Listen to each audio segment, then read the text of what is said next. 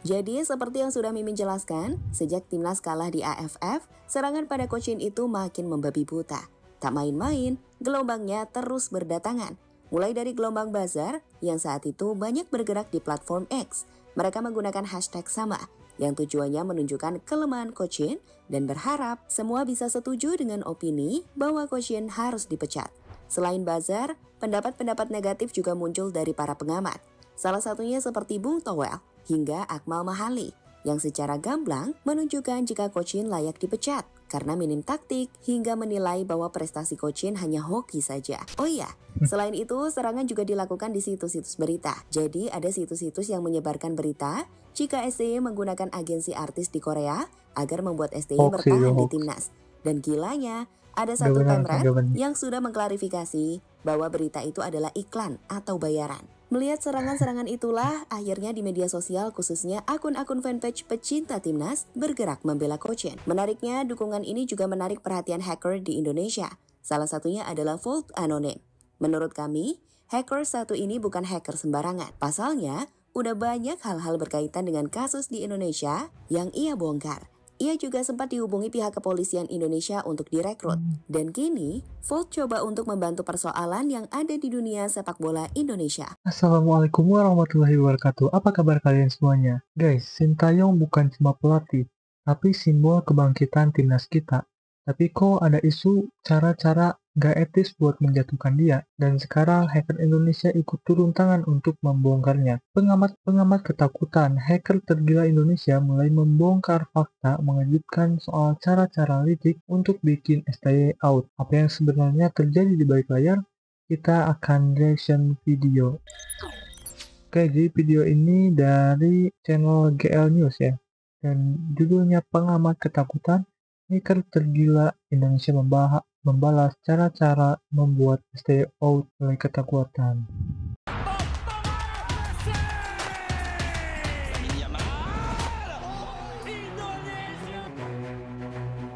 Oke.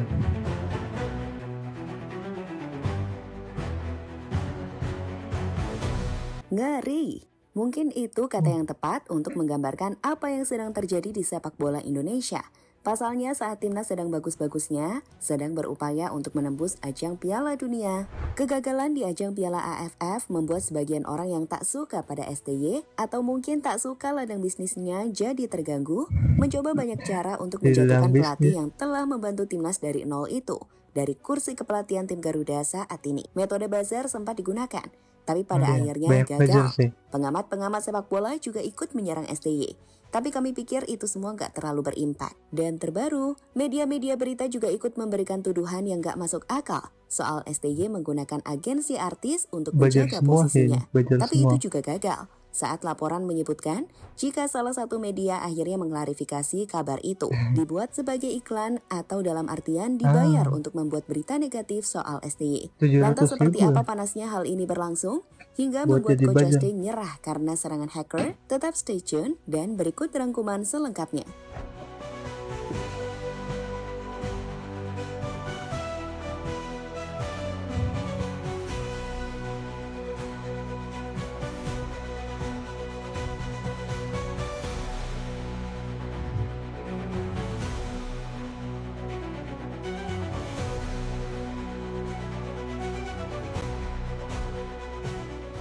Bagi kalian yang sudah ngikutin sepak bola sejak lama, kalian pasti paham. Sebelum era STY, seperti apa kondisi sepak bola Indonesia?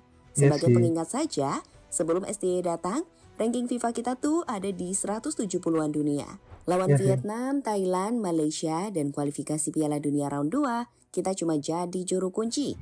Saat itu Hancur poin sih kita waktu hanya itu. satu. Hanya mencetak 5 gol dan kebobolan 27 gol. Itu pakai pemain terbaik Liga 1 loh. Dan saat itu ditambah pemain naturalisasi seperti Beto dan lain-lain. Level kita benar-benar jauh di bawah Thailand, Malaysia, dan Vietnam. Dan itu kenapa saat sekarang kita sudah bicara banyak di level Asia, kita akan marah dong kalau ada yang ingin ngerusak preparation atau persiapan timnas bersama Cochin, terkhusus dalam mempersiapkan tim Garuda untuk melaju ke ajang Piala Dunia. Bro, waktu dipegang Simon McManamy itu Indonesia kacau banget sih di kualifikasi Piala Dunia 2022 itu ya kita kita gak bisa menang ya satu kali pun. Padahal itu lawannya Asia Tenggara semua, cuma bedanya ada Uni Emirat Arab waktu itu, tapi kita gak bisa cetak dapetin poin ya, meskipun di kandang juga gitu. Dan itu pun juga kita dapat poin, 1 poin kalau gak salah lawan Thailand. Itu pun juga karena udah dipegang STY ya, karena pas dipegang Simon kita gak dapat poin sama sekali sih.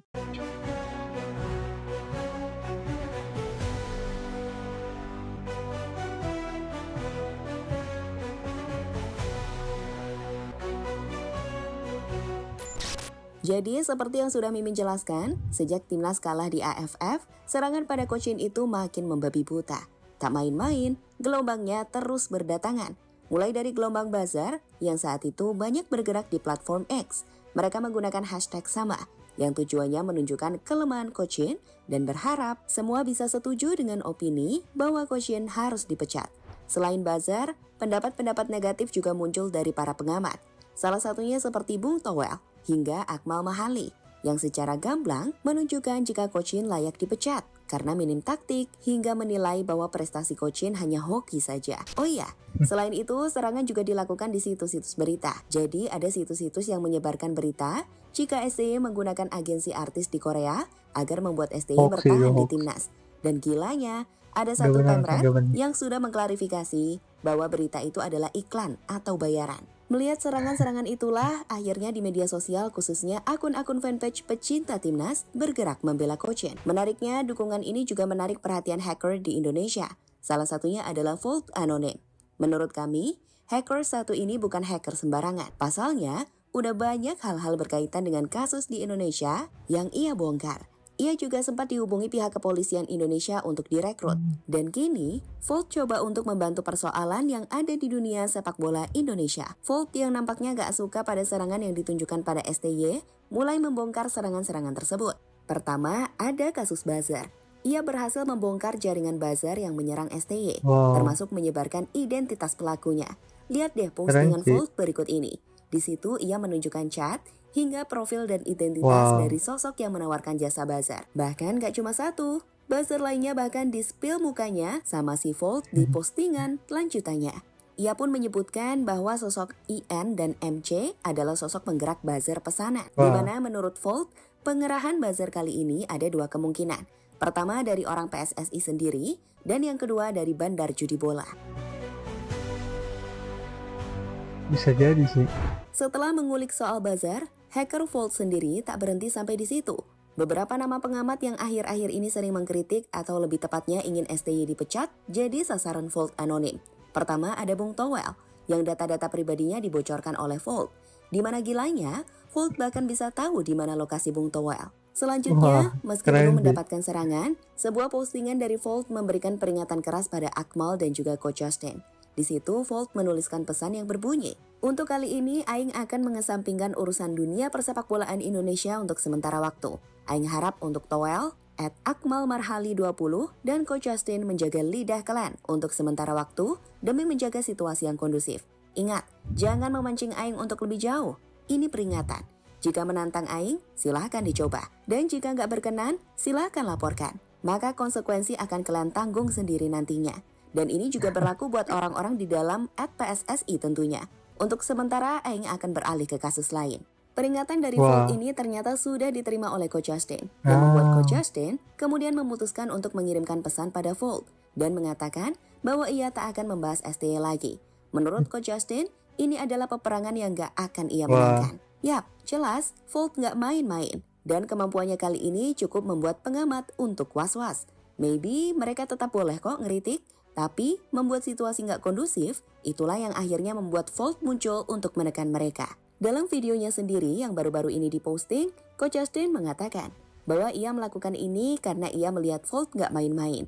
Dan maka dari itu, demi keselamatan, ia memilih untuk tak lagi membahas STY. Ini nggak main-main, maka dari itu gue menyatakan untuk berhenti bahas Sintayong. Nampaknya di sini susah untuk berdiskusi, untuk beda pendapat. Jadi daripada ribet semua. Gue tidak akan bahas Sintayong di akun manapun. Timnas tetap gue bahas seperti biasa, preview-review dan juga liga lain. Hanya gue stop bahas Sintayong, oke? Karena gue bertanggung jawab atas keamanan dan kenyamanan dari keluarga gue. Dan ini pertarungan yang gue tidak bisa menang. Maka dari itu gue mending berhenti dan mundur. Thank you. Selanjutnya bicara soal klarifikasi media. Jadi ceritanya begini, salah satu media yang sebelumnya ikut memberitakan bahwa agensi STY menggunakan artis Korsel guna melawan buzzer adalah Gen Islami ID. Pimret mereka pun diminta untuk membuktikan apakah benar agensi STY membayar artis, yang pada akhirnya tak bisa dibuktikan. Lantas media sosial itu pun akhirnya mengklarifikasi dan menyebut bahwa agensi STY tidak pernah membayar artis Korea. Fakta sebenarnya, pihak Shin Tae-yong tak pernah minta Choi Hyun-suk bela posisinya di timnas Indonesia. Tapi, tulis judul artikel dari situs genmuslim.id, di mana di dalamnya ada klarifikasi pimpinan redaksi Gen Muslim, Muhammad Reza Nurholis, yang secara mengejutkan bahwa artikel itu adalah iklan dari salah satu agensi besar di Indonesia untuk membuat berita tersebut. Kami menerima iklan tersebut resmi dari agensi dan dikirimkan langsung ke saya dan Pimret seluruh media Indonesia. Saya tidak bisa sebut nama agensinya, tapi saya berani bersumpah bahwa berita tersebut bukan hasil karangan, melainkan kiriman agensi yang tentunya sudah melalui proses pembicaraan yang sangat prosedural.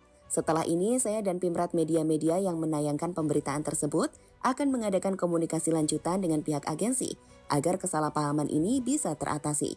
Bunyi klarifikasi dari pimpinan redaksi Gen Muslim, Muhammad Reza Nurholis. Wah, keren sih hacker ini. Bisa membongkar buzzer-buzzer ya.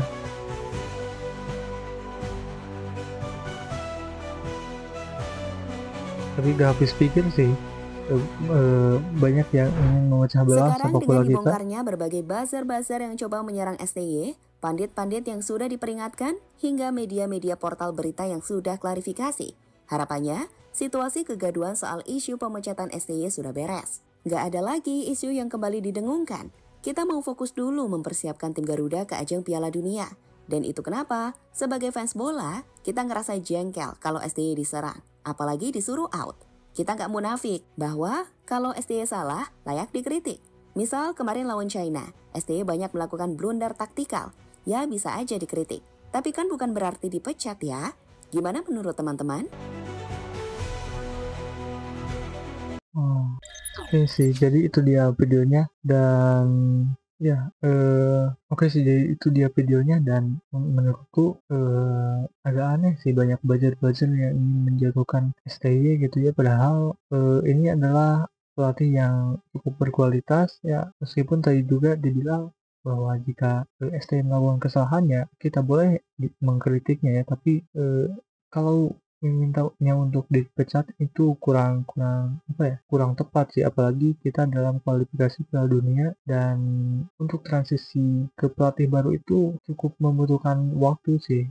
Jadi kalau mengganti pelatih sekarang mungkin timnas kita gak bakalan maju lagi sih. Atau contohnya kita bisa lihat Vietnam, dari Park Hang-seo ke pelatih baru itu memerlukan beberapa waktu yang beberapa tahun juga untuk bisa kembali ke performa awal gitu, meskipun sekarang masih transisi ya, dan ya mereka masih di level Asia Tenggara gitu ya, dan saya harap budget-budget itu bisa bertobat gitu ya. Ya mungkin saja untuk video kali ini. Wassalamualaikum warahmatullahi wabarakatuh.